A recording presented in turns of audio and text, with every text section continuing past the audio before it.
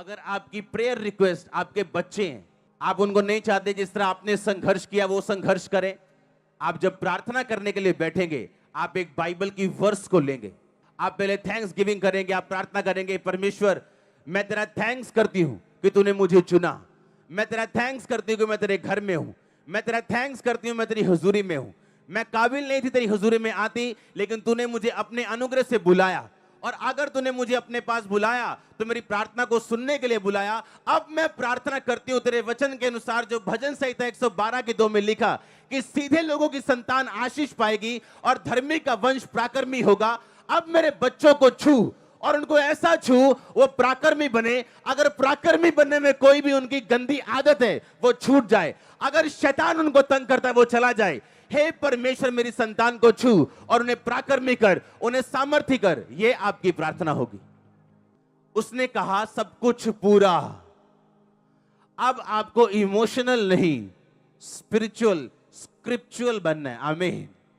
ये चर्च उन लोगों के लिए नहीं है जो बाइबल को सुनने के लिए आते हैं, ये चर्च उन लोगों के लिए है जो बाइबल को खाने के लिए आते हैं। उसने कहा इसे खा ले, इसे अपनी आंतड़ियां इससे भर ले। इसे सुनना नहीं है सिर्फ, बाइबल को क्या करना है? कहता खाना है। वचन कहता बाइबल क्या करनी है? कहता खानी, अपनी आंतड़ियां भर ले। कि जब तू प्रार्थना करने के लिए बैठे तो इधर उधर की बातें ना करे, इमोशनल बातें ना करे, वरन तेरे मुंह से वचन निकले, और वचन से निकली हुई प्रार्थना परमेश्वर वापस नहीं मोड़ता।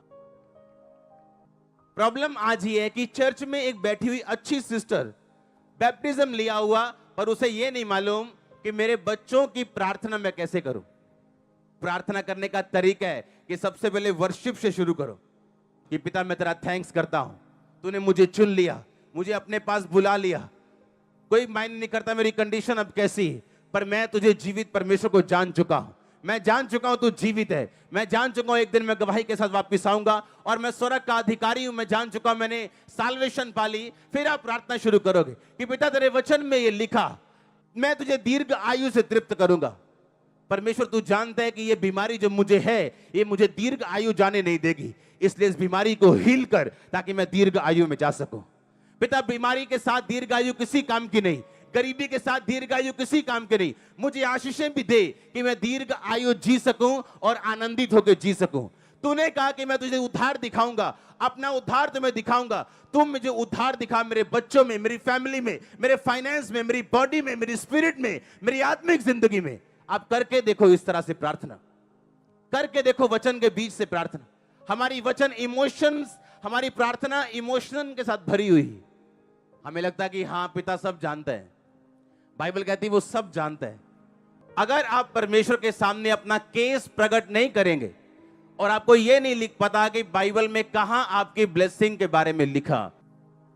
कोई बैठ के प्रार्थना कर रहा है परमेश्वर मुझे वीजा चाहिए, कोई बैठ के प्रार्थना कर रहा है परमेश्वर मेरी स्पिरिचुअल लाइफ को ब्लेस कर, पर एक भी जन को यह मालूम नहीं है कि मैं कौन से वचन से प्रार्थना करूं। कहां लिखा उसके कोड़े खाने से तुम चंगे हो चुके हो? कहां लिखा कि अब वो तुम्हारे अपराधों के कारण घायल किया गया? अगर हमें ये नहीं पता लिखा कहां गया, हम पढ़ेंगे कैसे? अगर पढ़े नहीं तो वचन में, प्रार्थना में हम वचन सम्मिलित कैसे करेंगे और परमेश्वर के सामने अपना केस कैसे प्रकट करेंगे? परमेश्वर कहता अपना मुकदमा लड़, अपना प्रमाण मुझे दे। आप जानते हो आज कुछ लोग अगर सक्सेसफुल हो जाते अपने पास्ट में, यहां ना बैठे होते। अगर उनका बिजनेस चल गया होता वो यहां ना बैठे होते। अगर उनके बच्चे सही होते वो यहां ना बैठे होते। आपको यह बात समझनी है कि परमेश्वर आपकी मुश्किलों को इस्तेमाल करता है आपको अपने घर में लेके आने के लिए और अपना आप प्रकट करने के लिए। अगर मैं अपनी दर्दों को लेकर रोता, बीमारियों को लेकर रोता, तो अब यहां ना होता। अपनी दर्द को यूज करो, प्रार्थना में उसको बदल दो। हालेलुया। अपने चैलेंज के लिए परमेश्वर के सामने प्रार्थना में बैठो और वचन के बीच से प्रार्थना करो। आप एक नए मनुष्य बन के उभरने वाले, मैं देख रहा हूं अपनी आत्मा में। परमेश्वर जानबूझ के अलाउ करता है केवल फेलियर्स को, आपकी लाइफ में मुश्किलों को अपने डिवाइन पर्पस में, अपने ईश्वरीय पर्पस में, अपने ईश्वरीय बुलाहट में आपको दाखिल करवाने के लिए, आपकी एंट्री करवाने के लिए। वो मुश्किल जो आपकी लाइफ में है वो एक एंट्री कार्ड है आपका उस प्रोग्राम में जो जीसस क्राइस्ट के द्वारा डायरेक्ट किया गया। और आप उस प्रोग्राम के हीरो हो।